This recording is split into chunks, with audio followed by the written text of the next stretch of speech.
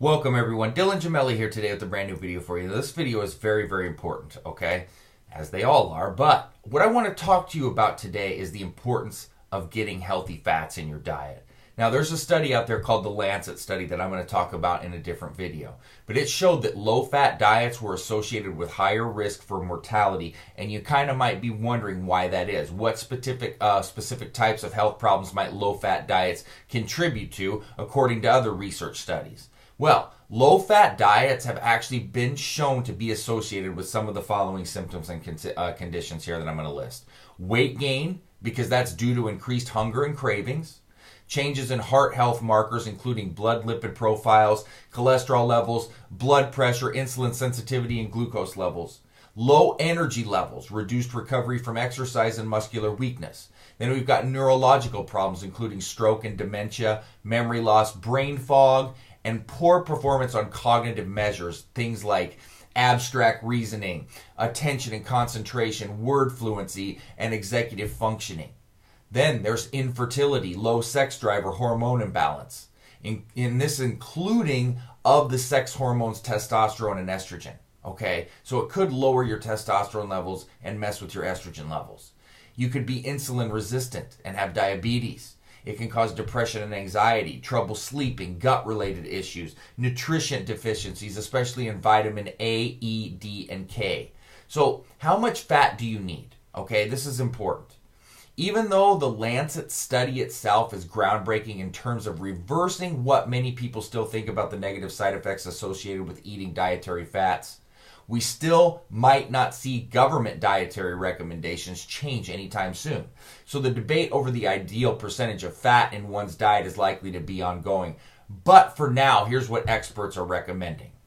You need to aim to get 35% of your daily calories from sources of healthy fats. So if you're eating a 2,000 calorie diet, this equates to getting about 700 calories from fat daily, or about 77 grams, give or take.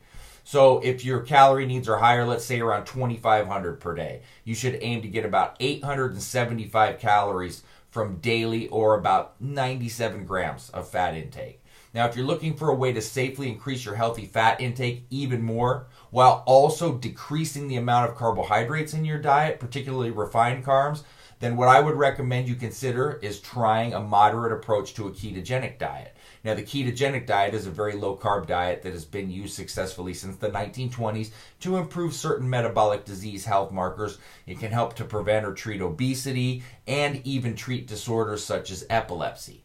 Now, the keto diet might seem extreme to some, including myself, okay? It's not something I would personally do just because I can't handle that little amount of carbs, but a lot of people can.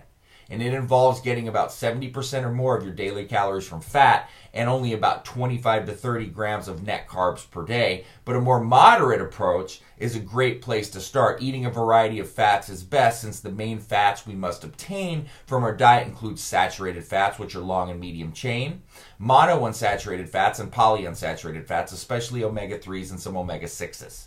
Now, whether you're technically in ketosis from your diet or not, lowering your carb intake to about 50 to 75 grams of net carbs daily while increasing your intake of a variety of healthy fats, things like coconut oil, olive oil, grass-fed beef or poultry, nuts, seeds, eggs, and wild-caught fish, can still have a huge payoff. Now remember that the most important thing to focus on is limiting or eliminating empty sources of calories from processed foods, refined carbs, and added sugars. Now there are some precautions if you're following a low-carb diet. When it comes to drastically limiting your carb intake, one thing to be aware of is that the transition to eating a low-carb, high-fat diet isn't always so smooth.